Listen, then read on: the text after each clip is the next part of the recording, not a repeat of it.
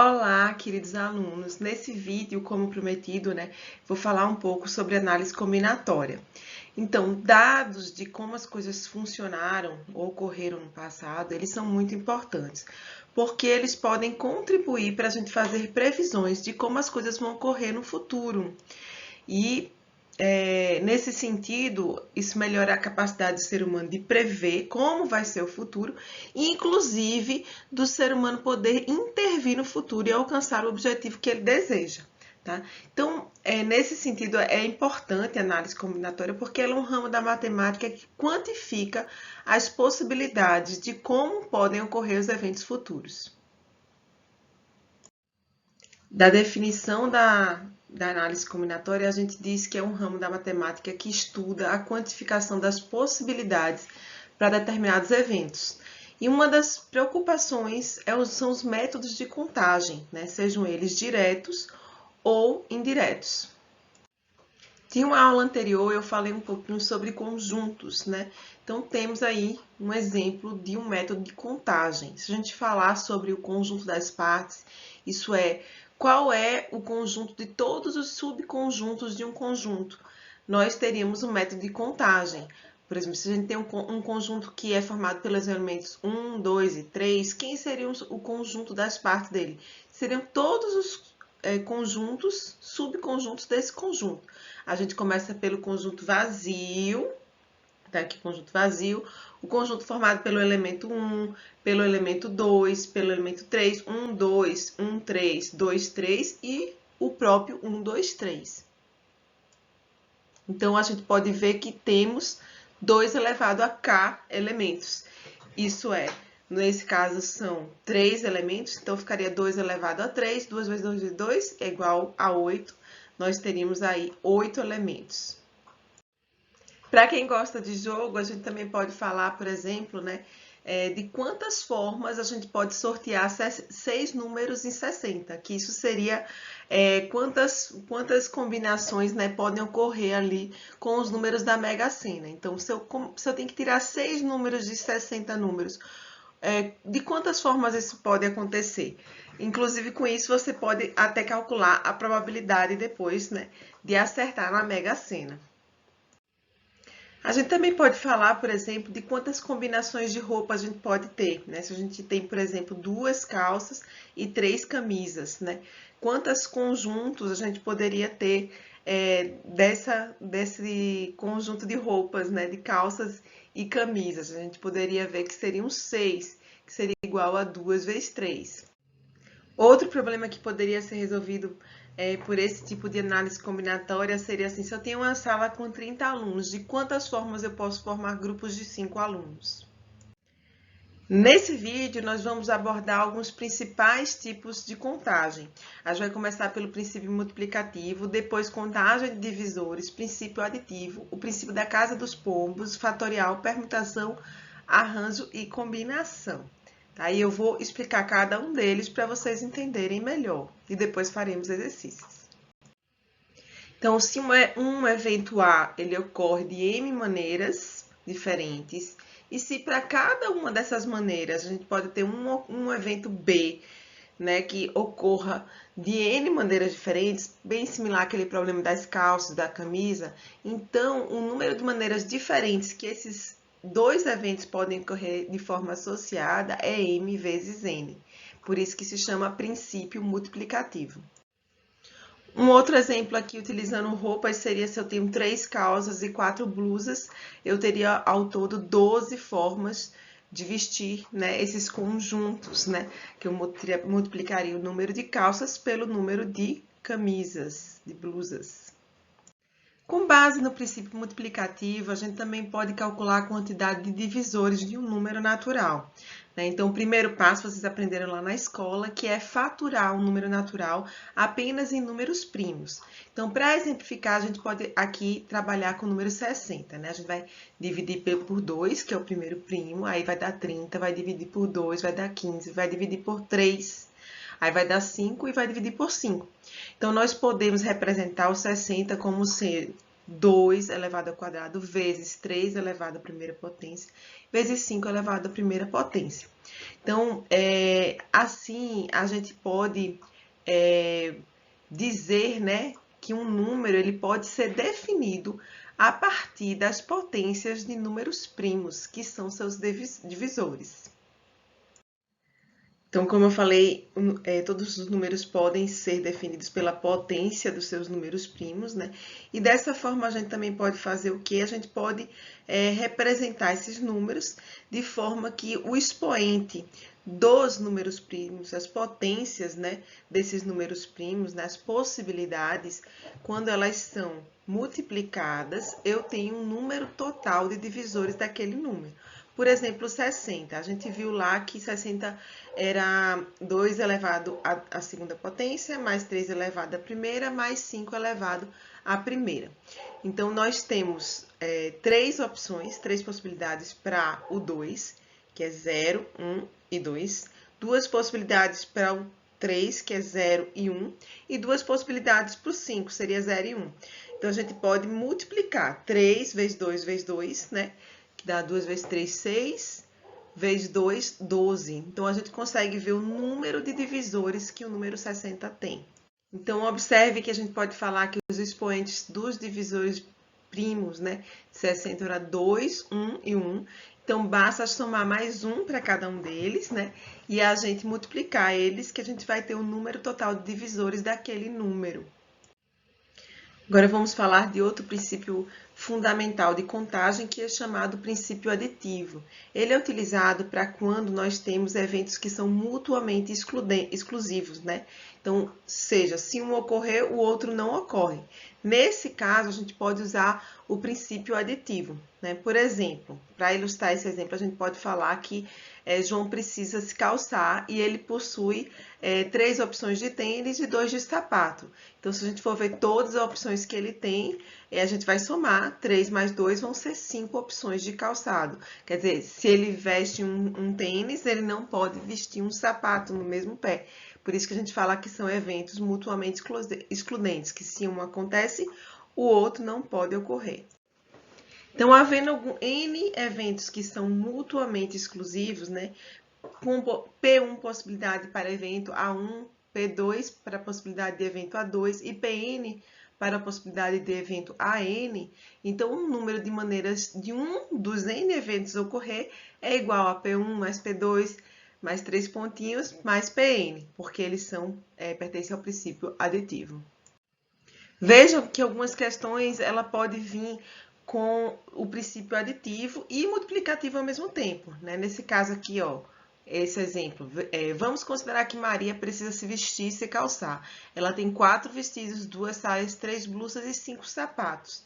Nesse caso, Maria irá colocar um vestido, evento A, ou um conjunto de saia e blusa. Saia, evento B, e blusa, evento C. De uma forma ou de outra, ela também sempre irá colocar um sapato, que seria o evento D. Nessa situação, a gente tem o evento B e C, que são concomitantes, né? Isso vai utilizar o princípio multiplicativo, que a gente já tinha feito antes, com o exemplo de calças e camisas, tá? Então, vão ser 6 possibilidades de combinar 2 tipos de blusa e 2 tipos de saia e 3 tipos de blusa. E os eventos de vestido e saia e blusa são excludentes, né? Como são excludentes, ou ela veste um vestido, ou ela veste saia e blusa. Ela não consegue vestir saia e blusa e vestido ao mesmo tempo. Então, eles são, utilizado o método aditivo. Então, a gente vai somar 4 mais 6, vão ser 10 possibilidades. E o sapato, né, ele é independente, então a gente consegue fazer aí 5 vezes as 10 possibilidades, é multiplicativo, e a gente tem 50 possibilidades de vestimenta ao todo. Esse é o princípio da casa dos pombos. Ele também é cobrado com o princípio de contagem, e ele afirma que se N pombos devem se abrigar em M casas, e N, quer dizer, o número de pombos é maior do que o número de casas, então pelo menos uma das casas irá conter mais do que um pombo. Por exemplo, se a gente tem 4 casas, né? Então, nesse caso, qualquer número de pombos maior do que 4, a gente garante que alguma casa vai ter mais do que um pombo. Uma pergunta comum é por que pombos, né? Por que essa definição de pombos? É porque os pombos, nesse caso, eles estão definindo eventos aleatórios. Os pombos não têm, eles ocorrem de maneira aleatória, eles não têm uma forma definida de pensar, algo pré-definido do tipo, não vou ficar numa casa com outro pombo, essas coisas. Tudo pode acontecer, entenderam? No caso, eles são imprevisíveis, eles podem ficar todos juntos numa casa só ou ficarem todos separados, cada um em sua casa. Então, é uma seleção de determinados elementos ao acaso. Algumas poucas afirmações garantidas a gente pode fazer, né? A gente pode pensar, por exemplo, no pior cenário, né? Se a gente tem ali um total de 4 casas, quantos pombos são necessários para garantir que pelo menos 2 pombos vão estar em uma casa? Se a gente tem 4 casas, a gente precisa ter pelo menos aí 5 pombos para poder garantir que uma casa vai ter mais do que um pombo, né? Então, a gente pode afirmar que se houverem 5 pombos, pelo menos uma casa vai ter mais do que um pombo, né? Porque na situação que cada um ficou na casa, o quinto pombo vai ter que dividir a casa com alguém. Outra coisa que a gente podia calcular é qual o número de pombos, né? De forma que pelo menos uma casa vai ter 3 pombos. Nesse caso daqui que está ilustrado aí na imagem abaixo. No caso, a gente vê, né? 1, 2, 3, 4, 5, 6, 7, 8, 9. Aí a gente teria um nono pombo aí chegando e ele deveria ficar em alguma das casas e assim a gente iria garantir que pelo menos uma das casas ia ter 3 pombos.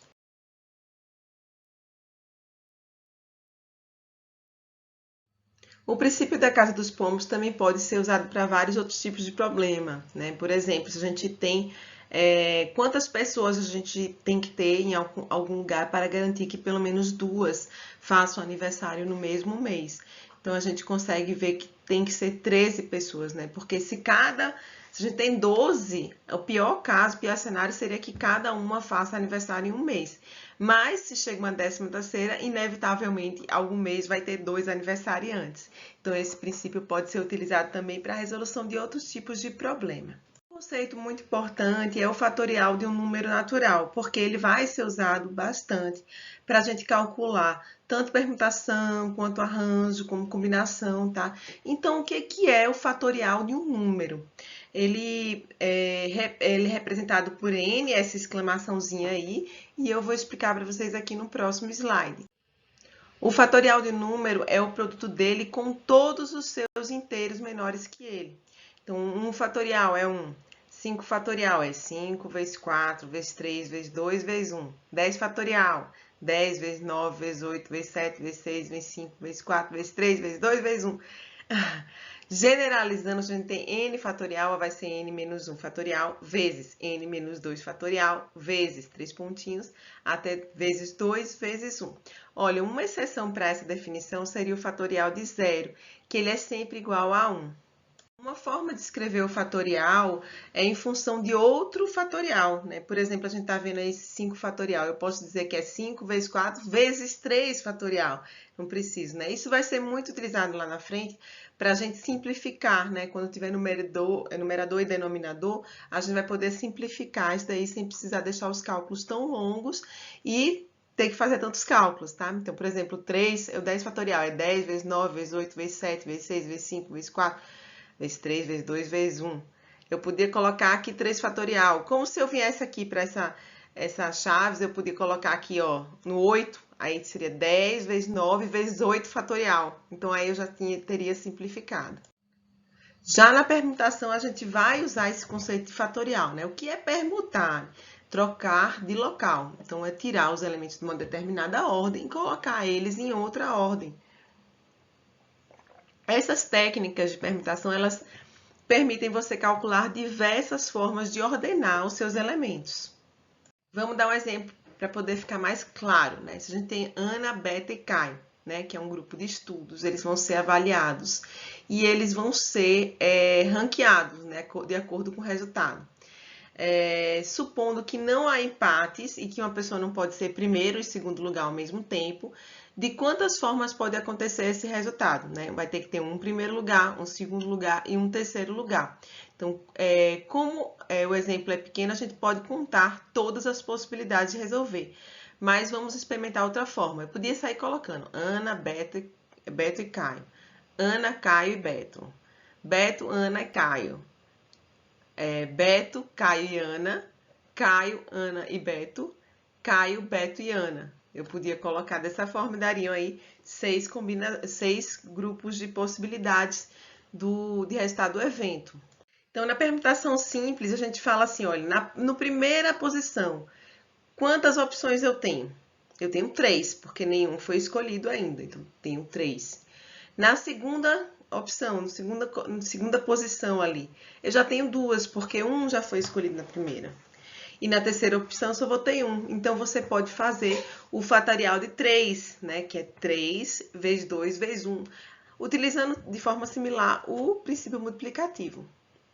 Portanto, então, a permutação simples de N elementos distintos pode ser chamada de Pn, que são os números de possibilidades de ordenar esses N elementos, né? Então, tem uma prova de concurso em Salvador, aqui na Bahia, que ele falava quais eram as formas de ordenar os anagramas, né? P, M e S. E aí você tinha várias formas de associar, né? PMS, PSM, MSP, MPS, SMP, SPM, que seriam 6 maneiras, ou seja, 3 fatorial, 3 vezes 2, 6. Né? Vezes 1, que não precisa aparecer mais, que a gente sabe que está lá também, porque é o fatorial. Em alguns casos, a permutação pode ter uma restrição, tá? Então, ela não permite que os elementos se modifiquem em sua ordem de forma livre. Um exemplo é quando a gente tem aqui, ó, vamos dizer, 8 locais. Mas eu falo que lá na posição 1, né, tá o 1 e número 8 está na 8ª posição. Então, só os que vão permutar são esses outros, né? O 2, 3, 4, 5, 6 e 7, que na verdade são 6 elementos, por isso eu tenho 6 fatorial formas de modificar isso daí. Então, vai 6 fatoriais, 6 vezes 5 vezes 4 vezes 3 vezes 2 vezes 1, vai dar 720. Tem um outro exemplo aqui de uma prova de concurso, né, que ele fala assim: em um concurso com 5 vagas, os candidatos aprovados serão alocados cada um em um município A, B, C, D ou E. O primeiro colocado foi designado para o município A. Então, o que ele fez? Ele fez uma restrição, né? Ele prendeu o primeiro colocado para o município A. Aí ele pergunta depois assim: o número de possíveis alocações dos outros candidatos aprovados é? Então, a gente vai ter 1, 2, 3, 4. Então, a gente vai ter ainda 4 que podem permutar. Por isso mesmo que vai ser 4 fatorial, e vai ser 4 vezes 3, vezes 2, vezes 1, e vai dar 24. Né? Então, a gente consegue chegar aí no resultado, e é a letra D, o gabarito. Ainda existe o caso da permutação simples, que é com repetição. Então, quando todos os elementos são distintos, é um caso. Na hora que a gente tem uma repetição, a gente diminui o nosso número de possibilidades, né? A gente já tem uma repetição ali, então algumas posições não vão ser uma nova configuração, e aí a gente diminui nosso número de possibilidades. Para isso é utilizado uma permutação, né? 3, 2 a 2, e aí fica 3 fatorial sobre 2 fatorial, que é igual a 3. Então, de modo geral, né, com N elementos, né, a gente tem esse resultado, que são as permutações simples com repetição. A gente acaba dividindo ali e tendo uma variação bem menor. Então, dando um outro exemplo, né, esse exercício aqui da VUNESP, 2019, ele fala com a letra A, B e C é possível fazer 6 agrupamentos diferentes de 3 letras: A, B, C, A, C, B, B, A, C, B, C, A, CAB, CBA. Aí ele pergunta: e se essas letras fossem AA e B? Só poderia ser feito 3 agrupamentos diferentes: AAB, ABA e BAA. Aí ele pergunta assim: e se as letras fossem FF e GG? Então, essa resposta aqui já seria a permutação de 4 com 2 repetições. Aí a gente teria 4 fatorial dividido por 2 fatorial vezes 2 fatorial. E aí daria 4 vezes 3 dividido por 2 e a gente teria 6. E a resposta seria, então, aqui a letra A. Agora vamos entrar aqui em 2 técnicas que pegam muita gente, tá? Porque gera uma confusão, que é arranjo de combinação. Bem, essas técnicas, né, elas trabalham com a seleção de um subconjunto de elementos. A ordem dos elementos selecionados é relevante quando for o arranjo. Então, eu gosto de decorar assim, arranjo altera, a ordem altera, né? Mas não para a combinação. A combinação não altera. Então, em outras palavras, a gente pode selecionar elementos A e B ou os elementos B e A e na combinação é a mesma coisa. Já no arranjo não, é distinto, tá? Então, o que você seleciona primeiro ou segundo tem mais importância, tá? Tem ali uma importância diferente. Então, são dois tipos diferentes, a gente vai ver tudinho aqui, a equação e tudo mais. Então, o arranjo de um conjunto finito de elementos, ele é um subconjunto desses elementos, de tal maneira que a ordenação é relevante. Por exemplo, se a gente tem um sorteio que o primeiro colocado ganha um carro, o segundo ganha uma bicicleta, essa ordem aí com certeza é relevante, né? O terceiro, uma garrafa térmica, já pensaram? Então, essa ordem aí se torna muito relevante. Né? Então, o cenário que a Ana é sorteada primeiro e o Beto, né, é sorteado segundo, vai ter um resultado bem diferente daquele que o Beto é sorteado primeiro e a Ana é sorteada em segundo. Então, suponho que são 6 pessoas nesse sorteio e que 3 serão sorteadas, né? Não sendo possível sortear a mesma pessoa mais de uma vez, quer dizer, quando ela ganha um prêmio, ela não pode ganhar outro prêmio, essa ordem relevante. Então, de quantas formas essas 3 pessoas podem ser sorteadas? Então, a gente faz justamente a primeira, segunda e terceira. Na primeira opção são 6 opções que você tem, na segunda são 5, porque você já sorteou alguém daquele grupo, e na terceira são 4. Então, aí aplica-se o princípio multiplicativo, vai ser 6 vezes 5 vezes 4, e a gente vai ter o resultado aí de quantas formas essas 6 pessoas podem ser sorteadas de forma que a posição vale ter importância, tá? No caso geral, o arranjo sem reposição, que tem K elementos em um conjunto de N elementos distintos, a gente tem que o arranjo de N, K, K é igual a N fatorial sobre N menos K fatorial. Então, no caso de um problema assim, que a gente tem, por exemplo, que sortear 5 pessoas, né, dentro de um universo de 8 pessoas, e cada uma vai ganhar um prêmio distinto, nesse arranjo a gente teria 8 fatorial dividido por 8 menos 5, que seria 3 fatorial. E aí dariam 6.720 possibilidades. Então, essa equação, ela só serve sem repetição, né? Caso a gente não tenha repetição. Por exemplo, se a pessoa pode ser sorteada 2 vezes, já teria repetição. Então, assim como no caso de arranjo, a combinação é uma seleção dos elementos também, de um conjunto finito, tá? Mas a ordem não importa. Por exemplo, em um sorteio de participantes do grupo de estudos, né? A ordem desse sorteio é irrelevante. No final, esses grupos vão estar definidos daquela forma, né? Nessa situação, alguma possibilidade de identificar de arranjo são equivalentes. Por exemplo, imagine que você tem 6 pessoas, você tenha entre elas Ana, Beto e Caio, e serão sorteadas 3 dessas pessoas, né? Se os prêmios para sortearem forem distintos, isso daí vai importar. Mas, se não forem, né, a gente tem algumas formas aí de agrupar esses 3 de forma que é a mesma coisa, né? Funciona da mesma forma.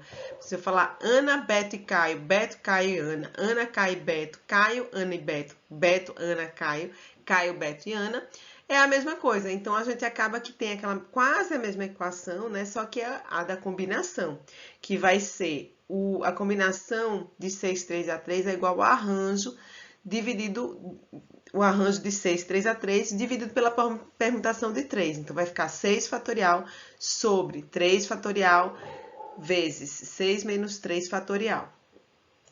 Então, aí está a equação, né, da combinação de n, k, k. Então, seria igual ao arranjo de n, k, k dividido pela permutação de k.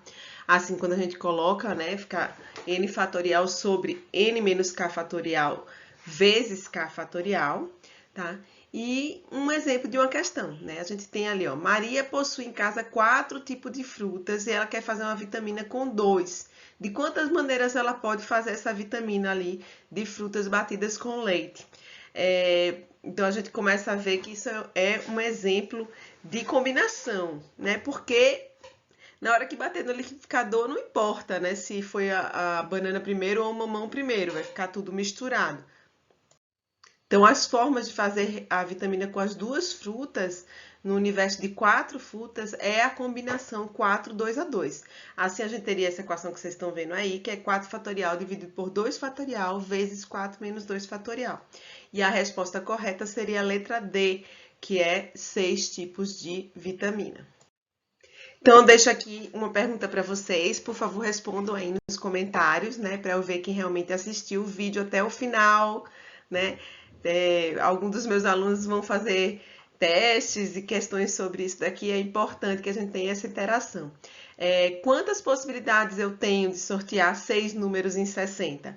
Que tipo de arranjo, é combinação, é permutação, né? Qual é a equação que eu vou usar aqui? E aí eu quero que vocês respondam aí, me deem qual é o número de possibilidades que a gente tem de tirar 6 números de 60. Até para poder vocês pensarem de qual é a probabilidade de ganhar na Mega Sena. Bem, espero que vocês tenham gostado.